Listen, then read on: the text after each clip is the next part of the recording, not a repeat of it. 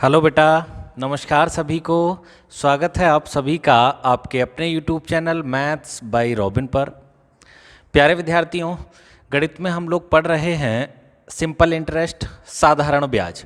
आज साधारण ब्याज की अंतिम क्लास होगी और जो भी बचे हुए क्वेश्चंस हैं, बड़े अच्छे अच्छे जो भी टाइप रह गए हैं, आज उन्हें हम कंप्लीट कर लेंगे। और इसके बाद में जो अगली क्लास होगी फिर वो चक्रवृद्धि ब्याज की होगी। उसके बाद में समझेंगे कि एसआई और सीआई दोनों में क्या अंतर है। इसके बाद पढ़ेंगे चक्रवृद्धि ब्याज, लेकिन आज पहले साधारण ब्याज तो कंप्लीट कर लें। चलिए देखते हैं आज का पहला क्वेश्चन। तो ये रहा जी आज की क्लास का पहला प्रश्न।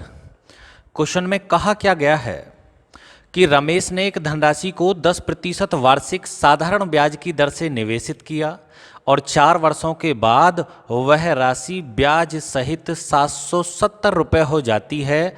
तब हमसे पूछा है बताइए वह राशि कितनी है। तो ये तो निहायत ही आसान क्वेश्चन हो गया। आप एक्स वाई मान के भी कर सकते हैं या डायरेक्टली आप क्वेश्चन को ऐसे बना सकते हैं कि रमेश ने एक धनराशि को 10% की साधारण ब्याज की दर से निवेशित किया है। अब हमें पता है जी 10% की जो फ्रैक्शन होगी और वो होगी 1/10। इसका मतलब समझ में आ गया कि 10% वार्षिक साधारण ब्याज का मतलब हुआ कि यदि कोई धनराशि हमारे पास में प्रिंसिपल 10 है तो उस पर 1 साल का जो ब्याज बैठेगा और वो बैठेगा कितना भैया, 1 रुपया ब्याज बन जाएगा। अरे 10 रुपये पर 1 रुपये ब्याज बन जाएगा। लेकिन धनराशि हमने दी कितने समय के लिए है, 4 वर्षों के लिए हमने उसका निवेश किया है। तो एक बात बताइए, 10 रुपये पर 1 साल का ब्याज 1 रुपया, तो फिर 10 रुपये पर 4 साल का ब्याज कितना आप कहेंगे जी 4 रुपया हो जाएगा। इसका मतलब हम कह सकते हैं कि प्रिंसिपल 10 से कितना हो जाएगा, 14 हो जाएगा।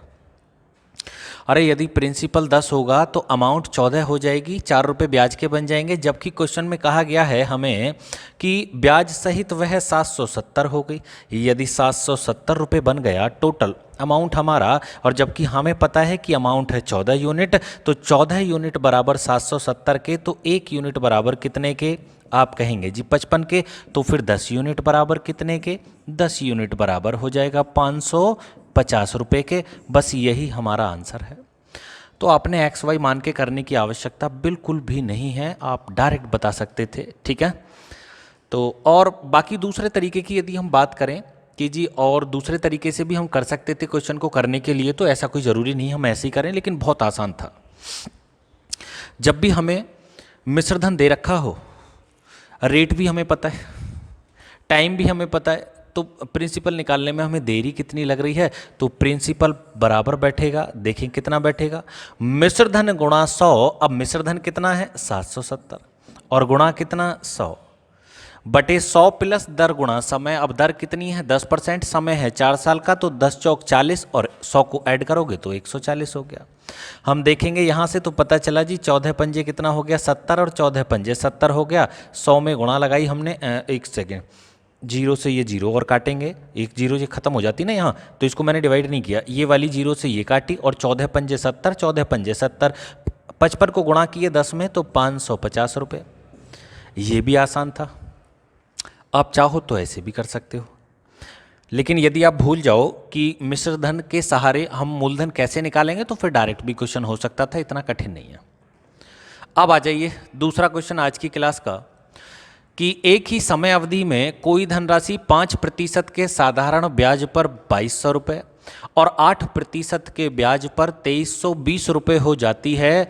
तो समय अवधि हमें बतानी है कितनी है। बिल्कुल बताएंगे जी समय अवधि कितनी है। अब एक बात बताओ, आप कोई धनराशि है और 5% के ब्याज पर यदि हम देखते हैं तो वो हो गई एक निश्चित समय में कितना 2200 रुपये। लेकिन यदि हम 8% की ब्याज रेट लगाएं तो 8% से वही धनराशि कितनी हो रही है 2320 रुपये। इसका मतलब मुझे समझ में आ गया कि रेट में जो डिफरेंस है वो कितना है 3% का, और जो धन में अंतर बैठ रहा है वो कितना है आप कहेंगे जी 120 रुपये का। इसका मतलब जो भी वो समय था उस निश्चित समय में यदि हम उस प्रिंसिपल का 3% देखें तो 3% बराबर 120 के आ रहा है। कितने के बराबर आ रहा है 3% बराबर कितने के 120 के। यदि 3% ब्याज बराबर है 120 के, तो फिर मुझे बताओ 1% बराबर कितने के? आप कहेंगे जी 40 के। तो फिर 5% बराबर कितने के? आप कहेंगे जी 5% बराबर 200 के हो जाएगा। इसका मतलब उस धनराशि पर जो 5% की दर से इंटरेस्ट बना था और वो था 200 रुपये, जबकि हमें पता है जी 5% पर तो वो धनराशि एक निश्चित समय में कितनी हो गई थी? 2200 रुपये हो गई थी। अब 2200 में हमें पता है इंटरेस्ट है 200 रुपये, तो हम कह सकते हैं जी प्रिंसिपल जो रहा हमारा वो 2000 रुपये बैठा। अरे 2200 में 200 रुपये तो ब्याज का हो गया। यदि 200 रुपये ब्याज हो गए, टोटल हमारे पास में मिश्र धन 2200 रुपये है, तो मूल हमारी 2000 बैठी होगी। और 2000 पर जो ब्याज बना है हमारा वह कितना बना है? 200 रुपये। हमसे कह रहा है टाइम बताओ, टाइम कितना होगा? तो भाई समय बराबर हो गया ब्याज गुणा 100 बटे मूलधन। मूलधन कितना है? 2000 रुपये, गुणा रेट ऑफ इंटरेस्ट कितना है? 5%। 5% से ही तो हुआ है 200। अब हम देखेंगे तो 2000 से ये 2000 खत्म हो गया, 10 को डिवाइड किए 5 से, तो आंसर मिल गया हमें 2 साल। अरे आ गया ना समझ में? तो आसान था एकदम, ऐसी इसमें कोई कठिनाई वाली बात ही नहीं थी। आगे चलें, अगला प्रश्न देखेंगे जी इसके बाद में। आज की क्लास का अगला प्रश्न क्या है? तो ये रहा जी आज की क्लास का तीसरा क्वेश्चन, और हमारी पीडीएफ के हिसाब से प्रश्न संख्या 4141 कि एक साहूकार 10% प्रतिवर्ष साधारण ब्याज की दर से धन उधार देता है। हालांकि यदि वह 1 वर्ष के लिए धन उधार देता है तो ब्याज अग्रिम रूप से लेता है। ब्याज कैसे ले रहा है? अग्रिम रूप से लेता है, पहले स्टार्टिंग में ब्याज ले रहा है। वास्तव में वह कितनी ब्याज दर पर उधार देता है? अब साहूकार ने ऐलान किया हुआ है या उसने अपना पैम्पलेट लगाया हुआ है कि जी आइए हमारे पास में और ब्याज पे पैसा ले जाइए, 10% प्रति वर्ष की ब्याज पर हम पैसा देते हैं उधार। अब हम पहुंच गए जी पैसा लेने उसके पास में, भाई पैसे दे दो हमें 1 साल के लिए। अब उसने क्या किया कि जो ब्याज है वो स्टार्टिंग में ही ले रहा है हमसे, कह रहा है ब्याज भैया शुरू में ही ले लूँगा मैं। जैसे कि भाई 10% की फ्रैक्शन अगर हम बनाएं तो 1/10 बैठी, इसका मतलब 10 रुपये पर 1 रुपये ब्याज बन गई। अगर 10 रुपये प्रिंसिपल है तो साधारण ब्याज कितनी बैठी? 1 साल की 1 रुपया। अब हम तो ये सोच रहे थे, ये सोच के आए थे कि 10 रुपये उधार ले लेंगे, 1 साल बाद 10 पे 1 रुपया ब्याज बन जाएगी, 11 रुपये से 1 साल के बाद में हम वापस कर देंगे इसकी ब्याज भी इसका मूल भी। लेकिन उसने क्या काम किया, बोला नहीं, जो ब्याज बनी है वो स्टार्टिंग में ही लूँगा, पैसे बाद में लूँगा, पैसे बाद में दूंगा, पहले ब्याज चाहिए मुझको। तो ब्याज कितनी है? 1 रुपया। यदि उसने ब्याज स्टार्टिंग में ही ले ली तो इसका मतलब अब मुझे 9 के 10 देने हैं लौटा के। भाई यदि 1 रुपया जो ब्याज बनी है उसकी वो उसने शुरू में ही काट ली, बोला ब्याज काट रहा हूँ, तो इसका मतलब उसने हमें 9 रुपये दे दिए और 9 रुपये के 10 रुपये हमें 1 साल बाद लौटाने होंगे। यदि ब्याज स्टार्टिंग में ले ली, अब 9 रुपये के यदि हमें 10 रुपये देने हैं तो अब हमसे कह रहा है ब्याज की दर तो बताओ, वास्तव में ब्याज की दर कितनी थी? तो भैया ब्याज की दर बराबर ब्याज गुणा 100। अब ब्याज गुणा 100 का मतलब 9 का 10 देने हैं हमने, अगर 9 के 10 लौटाने हैं तो 1 रुपया ब्याज की बन गई, और गुणा कितना? 100 बटे मूलधन। मूल कितनी है? 9, और समय कितना है? 1 साल का। 100 को डिवाइड करेंगे 9 से तो 11 9 99, बचा कितना? 1 डिवाइड नहीं होगा 9 से, तो यहाँ से उत्तर बन गया 11 सही 1/9%। तो जो वो कह रहा था ना कि 10% की ब्याज पर मैं पैसे दे रहा हूँ, तो वो 10% की ब्याज नहीं थी, और वो तो 11 सही 1/9% की ब्याज दर बैठी भैया। आ गया ना समझ में? ठीक ठीक, आपको कोई परेशानी तो नहीं किसी भी प्रकार की? एक बार फिर से बता दूं, एक साहूकार 10% प्रतिवर्ष साधारण ब्याज की दर से उधार देता है धन हमारा। तो हम कह सकते हैं 10% की फ्रैक्शन 1/10 हो गई, 10 रुपये पर 1 रुपये ब्याज बन गई, तो मुझे 10 रुपये के 11 रुपये वापस करने होंगे 1 साल के बाद। लेकिन उसने क्या किया, ब्याज अग्रिम रूप से लेता है, स्टार्टिंग में ही ब्याज ले रहा है, तो 1 रुपया जो ब्याज बनी वो शुरू में ही काट ली उसने। तो इसका मतलब 10 की जगह उसने 9 रुपये दिए, मुझे बोला जी लो 9 रुपये ले जाओ, 10 रुपये लौटा देना। तो 9 रुपये के 10 रुपये वापस करने, 1 रुपया ब्याज बन गई, रेट पूछा है तो ब्याज गुणा 100 बटे मूलधन गुणा समय। आंसर हो गया 11 सही 1/9%। आगे देखें जी, इसके बाद में ये रहा आज की क्लास का अगला क्वेश्चन।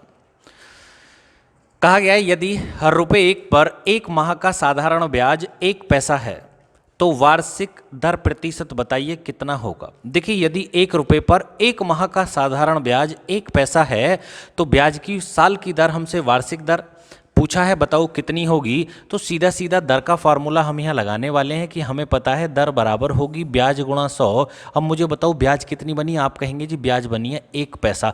तो इस पैसे को हम रुपए में कन्वर्ट किए लेते हैं। हमें पता है 1 रुपये में होते हैं 100 पैसे, 1 रुपये में 100 पैसे। तो जैसे ही हमने इस 1 पैसे को रुपए में कन्वर्ट करना है तो इसमें 100 का भाग लगा दो। अब ये 1 पैसे की जगह हो गया 1/100 रुपया। अब हमें पता है जी दर बराबर बैठेगी ब्याज और गुणा कितना 100 बटे मूलधन। मूलधन कितनी है 1 रुपया और गुणा समय। समय कितना है, आप कहेंगे जी समय है 1 माह का। समय कितना है, समय है 1 माह का। तो इस 1 माह को साल में बदल लेंगे। क्यों, क्योंकि दर हमसे वार्षिक पूछी है साल की। अब हमें पता है 12 महीने में 1 साल होती है, 1 वर्ष में 12 महीने या 12 महीने में 1 वर्ष। तो इस माह को साल में कन्वर्ट करने के लिए इसको भाग लगा देंगे हम कितने से, 12 से। तो यहाँ से हो जाएगा 1/12। इस बटे 12 की भी ऊपर ले जाकर मैं गुणा लगा देता हूँ। आप देखेंगे 100 से ये 100 खत्म हो गया, बस बचा नहीं कुछ भी, ये 12%। यही हमारा आंसर हुआ विकल्प नंबर सी। आया समझ में आपको? तो बहुत आसान सा था। और मैं आपको बता दूं अधिकतर जितने भी क्वेश्चन हैं वो सारे मैं आपको एसएससी सीजीएल के करा रहा हूं।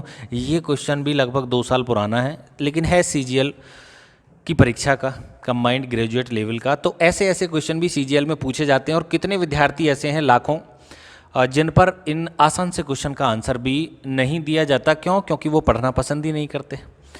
अब जो व्यक्ति पढ़ते हैं, जो चीज़ों को समझते हैं, उनके लिए तो कैसा क्वेश्चन आ जाए, चाहे आसान आ जाए चाहे कोई कठिन भी क्यों ना हो, सारे आंसर उन्होंने देने हैं। भाई वो तो सब कुछ बता देंगे, कैसे भी हमसे पूछ ले। अब जैसे कि क्वेश्चन नंबर 43 आया। देखिए 43वें क्वेश्चन में क्या है कि किसी धनराशि पर 5% वार्षिक दर से 8 वर्ष का साधारण ब्याज ₹840 है। 5 वर्ष बाद उसी धनराशि पर यदि उतनी ही ब्याज प्राप्त हो तो ब्याज की दर बताओ कितनी है। 5% समय 8, और अब की बार हमसे कहा गया है क्वेश्चन में कितना, 5 साल। तो टाइम हो जाएगा भैया, ब्याज की दर हमसे पूछा है, 5 साल दे रखे हैं तो 8% आंसर हो जाएगा। बहुत जल्दी आंसर हम दे पाएंगे इस क्वेश्चन का। देखो कैसे, पहले रेट कितनी है 5%, टाइम कितना है 8 साल, ब्याज कितनी है 840। ब्याज अब की बार भी 840 है, प्रिंसिपल उतना ही है हमारा, उसी धनराशि पर है, लेकिन टाइम कितना है 5 साल। तो रेट हमसे पूछ रहा है कितना है, रेट इसका उल्टा हो जाएगा, मतलब 5 से 8 हुआ, ये भी 5 से 8 हो जाएगा। यहाँ टाइम है तो वहाँ दर हो जाएगा। विकल्प नंबर बी हमारा सही उत्तर हो जाएगा। हुआ कैसे, चलो वो भी मैं आपको समझा देता हूँ। भाई मुझे एक बात बताओ, पिछली भी कई क्लास में मैंने आपको एक ही बात समझाई है कि साधारण ब्याज जो डिपेंड होता है या निर्भर होता है वह किन किन चीज़ों से निकाला जाता है। तो आप कहेंगे जी प्रिंसिपल की आवश्यकता होती है, मूलधन की दर की और समय की। तो प्रिंसिपल तो यहाँ जितना है उतना ही यहाँ बाद में भी है, दोनों जगह सेम प्रिंसिपल है, दोनों जगह सेम मूलधन है। तो ब्याज किस पर डिपेंड होगा, आप कहेंगे दर पे और समय पे। तो पहले जो ब्याज बना होगा वो बैठा होगा 5% की रेट है, टाइम कितना है 8 साल का। अब की बार जो ब्याज बैठा होगा वो भी इसी चीज़ पर डिपेंड करेगा। क्यों? क्योंकि प्रिंसिपल तो सेम है, तो टाइम कितना दे रखा है 5 साल का। अब रेट हमसे पूछ रहा है, रेट बताओ कितनी हो जाएगी, जबकि पहले जो हमारा इंटरेस्ट आया होगा वो कितना है 840, और दोबारा में भी हमें 840 ही देना है इंटरेस्ट। बता रहा है हमसे कि यदि उतनी ही ब्याज प्राप्त हो। तो यदि यहाँ से अनुपात 40 है तो यहाँ से भी तो अनुपात 40 ही बैठा होगा। अरे दोनों तरफ से जब ब्याज इक्वल है तो ब्याज का अनुपात भी तो दोनों तरफ बराबर बैठा होगा। आप कहेंगे जी यहाँ 5 अट्ठे 40 हो रहा है तो यहाँ भी तो 5 अट्ठे ही 40 होगा। तो यही हमारा आंसर है कि जो रेट बनी होगी और वो 8% बनी होगी। बगैर कुछ किए ही हम आसानी से इनका आंसर दे सकते हैं। ठीक है, या फिर आप ऐसे भी समझ सकते हो। और बता देता हूँ, चलो एक और तरीका बता रहा हूँ। ये भी बहुत आसान था जो मैंने आपको बताया कि हमारे पास में कोई धनराशि है ₹P और उस पर 5% की दर से 8 साल का ब्याज हमें निकालना है। कितना बैठेगा, तो इतना ही तो ब्याज बैठेगा। और ये जो ब्याज है ये बराबर है कितने के, 840 के। अब आगे हमसे कहा गया उसी धनराशि पर 5 साल के बाद उतना ही ब्याज लेना है जितना ये है, तो दोनों बराबर हो गए। भाई जितना ब्याज अब की बार पहले वाला है हमसे कहा गया है उतना ही ब्याज प्राप्त हो, तो ब्याज की दर बताओ, दर कितनी, सॉरी हाँ दर ही पूछा है हमसे, 5 साल का टाइम हो गया ना। रेट हमसे कह रहा है बताओ रेट कितना होगा, तो हमें पता नहीं जी रेट कितना होगा। आप देखेंगे 100 से 100 खत्म हो गया, पी से पी खत्म हो गया, 5 से 5 खत्म हो गया, तो रेट बराबर कितनी हो गई, 8% हो गया जी। क्वेश्चन हमारा समाप्त। अब आगे चलते हैं जी, अगला प्रश्न देखेंगे और कौन सा आता है साधारण ब्याज में। बड़े अच्छे अच्छे क्वेश्चन है ये, और मैं इतना भी आपको गारंटी से कह रहा हूँ कि अभी वर्तमान में जो आपकी तैयारी चल रही है, मुझे पता है वो दिल्ली पुलिस कांस्टेबल के लिए चल रही है, या फिर यूपी जेल वार्डर है, या फिर आपका फायरमैन, यूपी फायरमैन वाला, यूपी पुलिस फायरमैन वाला।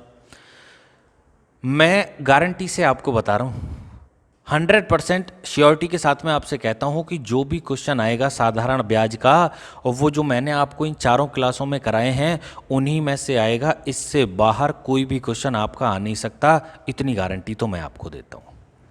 अब जैसे कि ये क्वेश्चन आया 44वां। क्वेश्चन में कहा गया है कि अशोक को उसके पिताजी ने कोई धनराशि दी और हमसे पूछा है कितने वर्षों में 6% साधारण ब्याज की दर से उस धन और उस पर मिलने वाले ब्याज का अनुपात 10:3 हो जाएगा।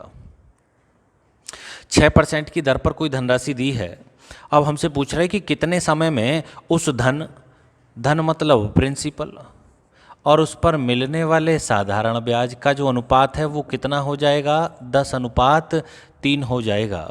और रेट कितनी है, 6% की दर है। कितनी दर है भैया, 6% वार्षिक।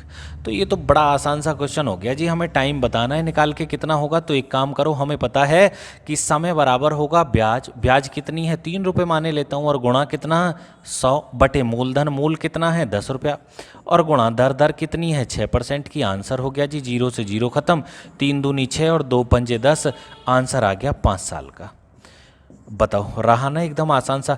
तो ऐसे आसान से क्वेश्चन ही हमारे लिए परीक्षा में आने हैं। मैं एक बार फिर से आपको बता रहा हूँ 100% श्योरिटी के साथ में कि बिल्कुल इससे भी ज़्यादा आसान वाले क्वेश्चन आपको अपनी परीक्षा में मिलेंगे, चाहे वो दिल्ली पुलिस कांस्टेबल हो, चाहे यूपी जेल वार्डर हो, चाहे फायरमैन की परीक्षा हो। ऐसी बस हमने 1-1, 1.5, 2-2 सेकंड में वो क्वेश्चन कर देंगे। क्वेश्चन उतने ही समय का होगा कि जब तक हम उसे पढ़ नहीं पाते, जैसे ही हमने क्वेश्चन अच्छे से पढ़ लिया तुरंत ही उसका आंसर हम दे पाएंगे। ऐसा नहीं होगा जी कोई खास ट्रिक की हमें आवश्यकता पड़ने वाली हो। बड़े आसान आसान से क्वेश्चन परीक्षा में आने वाले हैं आपके लिए, आप देख लेना, वरना हम भी यहीं हैं और तुम भी यहीं हो। परीक्षा के बाद मिल लेंगे फिर। अब आया 45वां क्वेश्चन कि 3 वर्ष बाद देय ₹1092 बराबर वार्षिक किस्तों में चुकाना है। भाई 3 साल के बाद 1092 रुपये का ऋण है, वो हमें बराबर वार्षिक किस्तों में चुकाना है। यदि साधारण ब्याज की दर 12% वार्षिक हो तो प्रत्येक किस्त का मान बताओ कितना होगा। जो किस्त देनी है हमें बराबर बराबर, जो इंस्टॉलमेंट हमें देनी है उसका मान हमसे पूछा है, प्रत्येक किस्त का मान बताओ कितना होगा। चलिए बताते हैं प्रत्येक किस्त का मान कितना होगा। तो पहले तो इस क्वेश्चन का थोड़ा सा रहस्य मैं आपको बता देता हूँ कि क्वेश्चन के बारे में थोड़ी सी जानकारी मैं आपको बताता हूँ। और जानकारी ये है कि मानो मुझे कुछ पैसे की आवश्यकता पड़ गई, बात समझ लेना, एक बार एक कहानी सी बता देता हूँ, फिर आपको थोड़ा सा ये है कि समझ में आ जाएगा कि क्या क्वेश्चन में। तो बताने में ये वाला हूँ आपको कि मुझको पैसे की आवश्यकता पड़ गई, थोड़े से पैसे की मुझे आवश्यकता पड़ी। मैं अपने दोस्त के पास में या किसी व्यक्ति के पास में पहुँच गया, भाई मुझे कुछ समय के लिए 3 साल के लिए पैसे की आवश्यकता है और कुछ पैसे दे दो। बोला ले जाओ भैया, ब्याज का काम था उसका, तो उसने ब्याज पे पैसे मुझे दे दिए।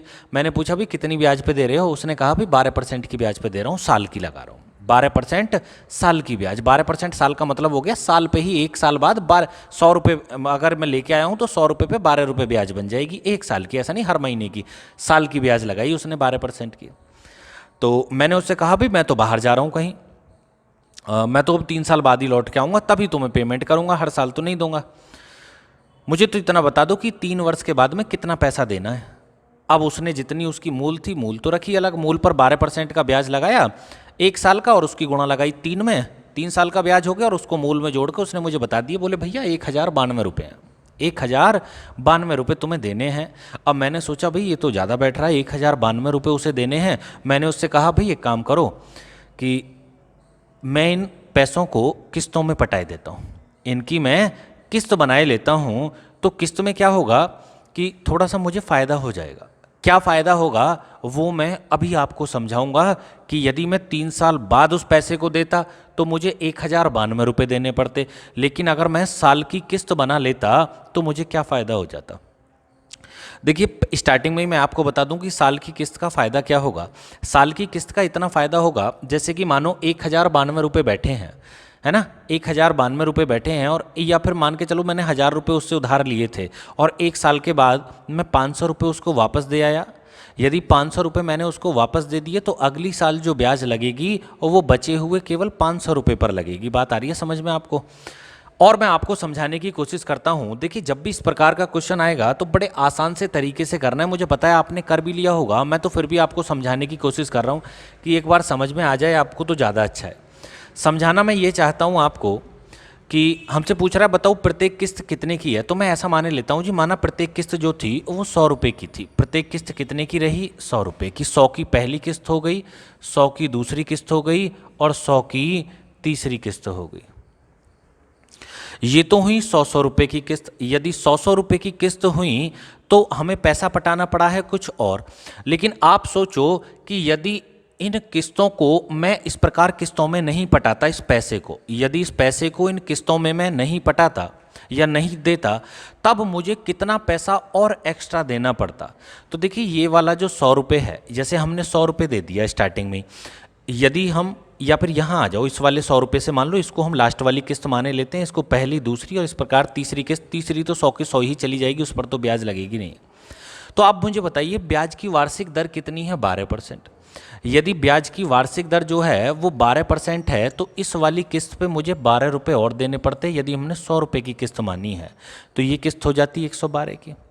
ऐसे ही यदि हमने इस वाली किस्त पे 1 और 1 2 साल का ब्याज देना पड़ता, 1 साल का ब्याज बैठ रहा है 100 रुपये पे 12%, 12 रुपये, तो 2 साल का हो जाता 24 रुपये। अब आप मेरी बात समझो, ये वाली किस्त तो रही 100 की, ये वाली किस्त हो गई 112 की और ये वाली किस्त हो गई 124 की। कब? अगर मैंने किस्तों में पैसा ना पटाया होता तब की बात बता रहा हूं मैं आपको, तो मुझे कितना पैसा देना पड़ता। यदि मैंने किस्तों में पैसा ना दिया होता तो इन पर भी ब्याज लग रहा होता और टोटल जो बैठता वो कितना बैठता? आप कहेंगे जी 336 यूनिट बैठ रहा है जी टोटल। आप देखेंगे ना इनको जोड़ के, इसको भी जोड़ोगे इसको भी जोड़ोगे तो टोटल कितना आ रहा है? 336 यूनिट। ये इतना पैसा मैंने पटाया होता, जबकि पहले तो हम दे कितना रहे हैं? पहले तो हम 1092 रुपये दे रहे हैं। इसका मतलब ये 136 यूनिट बराबर है 1092 के। यदि 336 यूनिट बराबर है 1092 के, हमसे पूछ रहा है प्रत्येक किस्त बताओ कितने की है, तो भाई प्रत्येक किस्त तो 100 यूनिट की मानी है हमने, तो 100 यूनिट बराबर बैठेगा कितने के? 1092 और बटे कितना? 336 और गुणा कितना? 100। यहाँ से आंसर हमारा मिल जाएगा। देखिए कितनी बार डिवाइड होता है, तो 1092 और 336 दोनों को डिवाइड किया मैंने, तो 84 चौके अगर हम करें तो 4 चौक 16, 8 चौक 32, 32 और 1 33। ठीक है जी, 84 से डिवाइड किया इसको मैंने 13 बार ख़त्म हो गया। 4 से डिवाइड किया मैंने इसको 25 बार ख़त्म हो गया। 13 पंजे 65 का 5 हासिल लगे 6, 13 दूनी 26, 26 और 6 कितना हो गया? 32। 325 रुपये कहाँ है भैया? 325 रुपये ये हो जाती हमारी प्रत्येक किस्त। तो 325 रुपये की किस्त हमें देनी पड़ती। आपको समझ में आई ये बात? इसके बाद में आगे चलो एक और बता देता हूँ, हो सकता है वहाँ से कुछ ज़्यादा अच्छा समझ में आ जाए, फिर दोबारा देख लेंगे। जैसे कि ये क्वेश्चन आया, साधारण ब्याज की 4% वार्षिक दर से 4 वर्ष बाद देय 848 के ऋण के निपटान हेतु कितना वार्षिक भुगतान करना होगा। तो मैं ऐसा मान लेता हूँ जी, माना प्रत्येक जो किस्त है वो 100 रुपये की है, तो पहली किस्त 100 की होगी, दूसरी किस्त कितने की होगी? किस्त तो 100 की है ही, चारों 4 किस्तों में पटाया, किस्त तो 100 रुपये की ही हमने मान के चल रहे हैं कि माना प्रत्येक किस्त कितने की थी? 100 की। यदि प्रत्येक किस्त 100 की थी तो हमने कुछ अलग देना पैसा है, मतलब अलग देना पड़ेगा हमने पैसा। फिर कितना है? 848 रुपया नहीं पटाना पड़ेगा, फिर हमने थोड़ा सा कम पैसा देना पड़ेगा। लेकिन आप सोचो कि यदि मैं ऐसे ना पटाता किस्तों में तो मुझे फिर 848 रुपये ही देने पड़ते, तो फिर हमारी ब्याज थोड़ी सी और बढ़ जाती। कैसे? 4% की ब्याज और बढ़ जाती। दूसरी किस्त जो हो जाती वो 104 की हो जाती, अगली किस्त 108 की हो जाती, अगली किस्त 112 की हो जाती। ₹4 ब्याज हमने और एक्स्ट्रा हो जाता हर साल का। अब हम देखें तो हमारे द्वारा जो टोटल अगर हम देखें कितना पैसा पटाया गया, तो 100, 200, 300, 400, 12, 8, 20 और 4, 24। हमारे हिसाब से अब 424 पैसा रुपया जो है वो पटाया गया होता, जबकि किताब के हिसाब से देखें तो 848 रुपये का ऋण हमने चुकाना है। इसका मतलब 424 यूनिट बराबर है कितने के? 848 के। तो 1 यूनिट बराबर कितने के? 2 के। जब 1 यूनिट बराबर है 2 के, तो 100 यूनिट बराबर कितने के? 100 दूनी 200 रुपये के। ये हमारा आंसर है और विकल्प नंबर बी। अरे आ रहा है समझ में, नहीं आ पा रहा आपको? देखिए ध्यान दो आप मुझे। 100 रुपये की पहली किस्त हो गई, 100 रुपये की दूसरी, 100 रुपये की तीसरी और 100 रुपये की चौथी। तो टोटल जो पैसा बैठा वह कितना बैठा? आप कहेंगे जी 400 यूनिट पैसा पटा दिया हमने। कितना? 400 यूनिट पैसा हमने दे करना है। लेकिन आप देखो कि 400 यूनिट थोड़ी देना था हमने, पैसा तो हमने 848 रुपये देना था। और 848 भी कब? जब हमने, आप देख रहे हैं कि जब हमने 4 साल के बाद पैसा दिया होता। लेकिन अब हम कहाँ दे रहे हैं? किस्तों में। तो यदि किस्तों में दे रहे हैं तो कुल बैठ रहा है 400 यूनिट। लेकिन अगर मैंने 4 साल बाद दिया होता पैसा, तो पता है कितना बैठता? 4 रुपये ब्याज इस पर हो गई होती, 8 रुपये ब्याज इस पर हो गई होती, 12 रुपये ब्याज इस पर हो गई होती। तो 12, 8, 20 और 4, 24 रुपये ब्याज हमने और देनी पड़ती। यदि 24 देनी पड़ती तो टोटल कितनी हो जाती? 424 रुपया का हमें मिश्रधन देना होता, या 424 रुपये का अमाउंट ऋण हमें देना होता। जबकि दिया कितना है? 848 का। तो 424 यूनिट बराबर है कितने के? 848 के। तो 1 यूनिट बराबर 2 के। और जो हमने प्रत्येक किस्त 100 की मानी है, वह प्रत्येक किस्त बराबर हो जाती 100 दूनी 200 रुपये के। उम्मीद है अब तो समझ में आ गया होगा आपको। अरे अब तो ठीक ठाक समझ में आया होगा। तो बड़ा ही आसान सा ये तरीका है प्रश्न को करने का, बहुत आसान है, कोई कठिनाई वाली बात नहीं किसी भी प्रकार की। अब आ जाओ यहां, देखें जी अगला प्रश्न 47वां। और क्वेश्चन में कहा गया है हमसे कि एक व्यक्ति क्रम से 6 वर्ष, 10 वर्ष तथा 12 वर्ष के लिए साधारण ब्याज की क्रम से 10%, 12% तथा 15% वार्षिक दर पर धन लगाता है। एक व्यक्ति क्रम से 6, 10, 12 वर्ष के लिए साधारण ब्याज की क्रम से 10, 12 और 15% वार्षिक दर पर धन लगाता है। यदि 3 वर्ष के बाद प्रत्येक स्कीम से बराबर ब्याज मिले तो इन मूलधनों का अनुपात क्या होगा? ठीक है जी, देखिए स्कीम है और एक स्कीम में एक व्यक्ति ने पैसे लगा दिए। कुछ पैसे तो लगाए उसने 6 साल के लिए 10% की ब्याज पर, कुछ लगाए 10 साल के लिए 12% पर, कुछ 12 साल के लिए 15% की ब्याज पर उसने लगा दिए, वो साल की ब्याज पर। यदि 3 वर्ष के बाद प्रत्येक स्कीम से बराबर ब्याज मिले तो हमसे पूछा है बताओ इन मूलधनों का अनुपात क्या होगा। तो मैं ऐसा मान लेता हूँ कि एक तो लगाए उसने x रुपये, कितने पैसे लगाए? एक तो लगाए उसने x रुपये लगाए।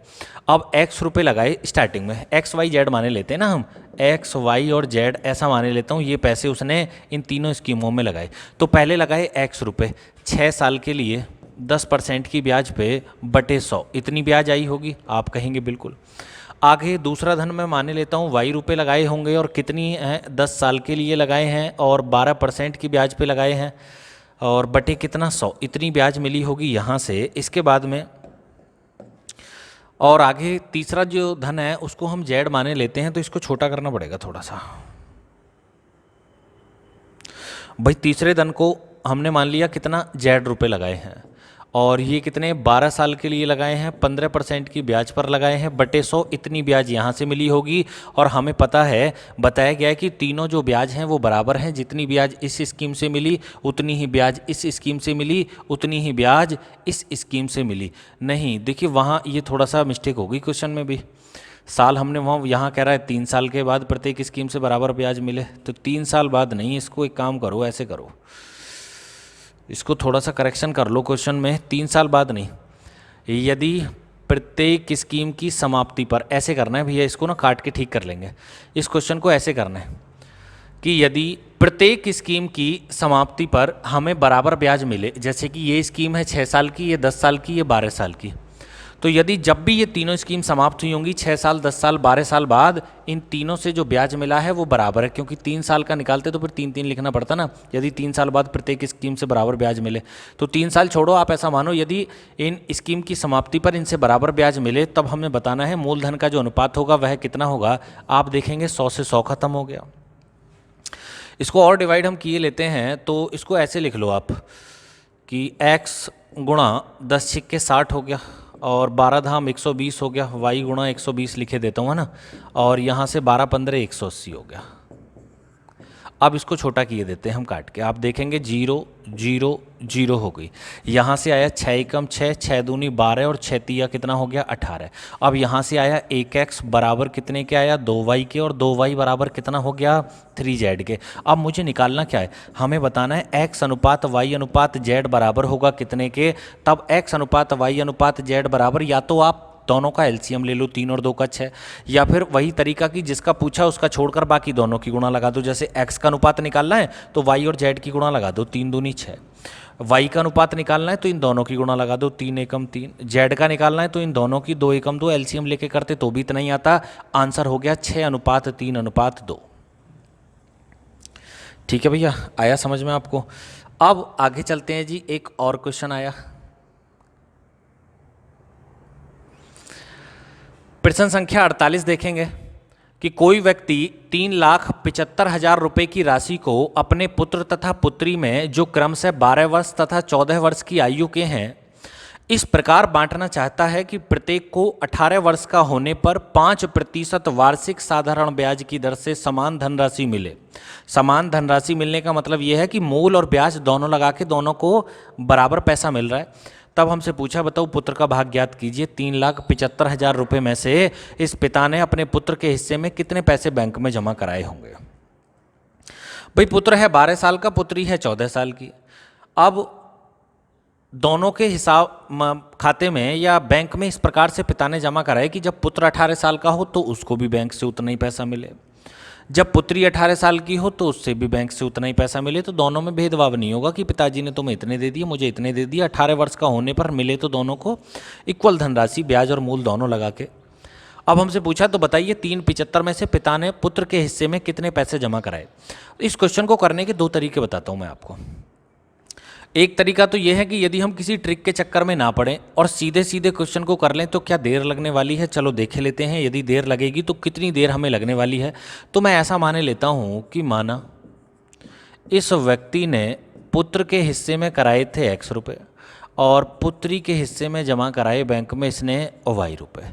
तब हम कह सकते हैं कि जी x + y बराबर 3,75,000 रुपये। ठीक है भैया, अरे दोनों को जोड़ेंगे तो 3,75 ही तो जमा कराएं दोनों के हिस्से में। अब बड़ा आसान सा क्वेश्चन है जी, कैसे कि x रुपये तो जमा कराए पुत्र के हिस्से में। ठीक है भैया, या अभी और रहने दो इसको, ऐसे करो x रुपये पुत्र के हिस्से में जमा कराए बैंक में। 12 साल का पुत्र है, 18 साल का होने पर पैसा मिलेंगे तो 6 साल तक बैंक में जमा रहे। ब्याज की दर कितनी है 5% की बटे 100। देखिए इतनी तो ब्याज मिली होगी बैंक से और इतनी उसकी मूल है, तो बैंक ने 6 साल के बाद इतना पैसा इसको रिटर्न किया होगा। अब आगे क्या है, y रुपये कराए पुत्री के हिस्से में जमा, जबकि पुत्री की जो धनराशि है वो 14 वर्ष की तो पुत्री है, 18 साल का होने पर मिलेगा, 4 साल तक बैंक में जमा रहे, 5% वार्षिक ब्याज की दर पे इतना पैसा मिलेगा पुत्री को। जबकि हमसे बताया गया है कि दोनों को समान धनराशि मिले, तो मैंने बीच में इक्वल का निशान भी लगा दिया कि जितना पैसा इसे मिला होगा उतना ही पैसा इसे मिला होगा। तो यहाँ से आप देखेंगे 6 पंजे 30, 100 एकम 100 और 30, तो यहाँ से आप कहेंगे जी 130x और बटे कितना 100। यहाँ से आप देखेंगे तो 4 पंजे 20, 120y और बटे कितना 100। 100 से 100 खत्म हो गया, 0 से 0 खत्म हो गई। अगर हम देखें तो x अनुपात y बराबर हो जाएगा 12 अनुपात 13 के, और x की वैल्यू हमें बतानी है पुत्र के हिस्से में कितने पैसे आए, तो पुत्र का अनुपात 12। अनुपाती योग 12 13 25 और गुणा टोटल धनराशि कितनी है 3,75,000 रुपये। 25 से इसको डिवाइड करेंगे हम तो 25 एकम 25, 25 पंजे 125 और 12 15 गुणा लगाएंगे 12 की 15 में तो 180 होता है। 3 जीरो पीछे आ गई, तो यहाँ से आंसर हो गया हमारे लिए कितना 1,80,000 रुपये ये पुत्र के हिस्से में आए। यदि पुत्री का पूछता तो पुत्री के लिए ऊपर कितना आ जाता, 12 की जगह 13 आ जाता, और 12 की जगह 13 आने का मतलब हो गया 15,000 और ऐड कर दो इसमें, 1,95,000 रुपये ये पुत्री के हिस्से में आ जाते। अरे आई बात समझ में? तो ये तो आसान सा तरीका है, इसमें बिल्कुल भी आपने कोई डरने वाली बात नहीं है, ये बड़ी आसान। यदि आप सीख लेंगे इन तरीकों को तो परीक्षा में जब क्वेश्चन आएगा तो 100% आप इसको बना पा रहे होंगे। या फिर दूसरा तरीका और मैं आपको बताए देता हूँ, देखो यदि आप चाहो कि जी और छोटा करके बताओ इसको, तो और छोटा बताए देते हैं। भाई और छोटा कैसे करना है हमने, कि जो हमारा पुत्र है वो तो है 12 साल का, और जो पुत्री है वो कितने की है, 14 साल की, और पैसा मिलेगा 18 साल का होने पर। एलिगेशन लगा दो, इसमें से घटा दो, इसमें से 18 में से 12 को घटाया तो 6 साल हैं इसके पास में कितना, 4 साल है। दोनों में 5 की गुणा लगा दो अपनी तरफ से, जब इसको हमने 5 से गुणा लगाया तो इतना हो गया, इसको 5 से गुणा लगाया इतना हो गया। 5 चौक यहाँ से आया 20, यहाँ से 6 पंजे आया 30, दोनों में 100 और जोड़ना पड़ेगा हमें अपनी तरफ से। जब दोनों में 100 जोड़ा तो यहाँ से 0 से 0 खत्म हो गई, आंसर हो गया 12:13। हमसे पूछा पुत्र का हिस्सा बताओ कितना होगा, तो पुत्र का तो ये है जी, पुत्र का हिस्सा कितना हो गया, 12 यूनिट आ रहा है ना। या फिर ऐसे कर लो, 12 13 25, 25 यूनिट बराबर कितने के हो जाएगा, 3,75,000 के, तो 1 यूनिट बराबर 15,000 के। 12 यूनिट बराबर कितने के हो जाएगा, तो 12 गुणा 15,000 और कर दो इसको, 12 15 हो गए 180। बस जी यही आंसर है हमारा। तो 1,80,000 रुपये ये आए पुत्र के हिस्से में। लेकिन इस प्रकार से जो चीज़ें हैं ना, ये ज़्यादा समय तक याद नहीं रह पाती। क्यों? पता चला कि कहीं गुणा लगाना ही भूल गए आप दर की समय में, या फिर पता चला बाद में जोड़ना ही भूल गए, 20:30 पे ही आपने आंसर निकाल दिया, तो गलत हो जाएगा। इतनी ही देर मुझे इस तरीके से लगी है, और इससे कम देर मुझे उस तरीके से लगती जो हमने XY मान के किया है। तो उम्मीद करता हूँ समझ में आ गया ना आपको, ठीक ठीक, कोई समस्या तो नहीं किसी प्रकार की। तो ये 180 आया इसका उत्तर। और भैया ये तो हो गया समाप्त। इसी के साथ में विदा लेते हैं आज की क्लास से। क्वेश्चन पसंद आए हों, ठीक ठाक समझ में आ रहे हों, तो वीडियो को लाइक कर दिया करो, शेयर कर दिया करो ज़्यादा से ज़्यादा। बाकी मिलते हैं अगली क्लास में चक्रवर्ती ब्याज के साथ में। जय हिंद, नमस्कार।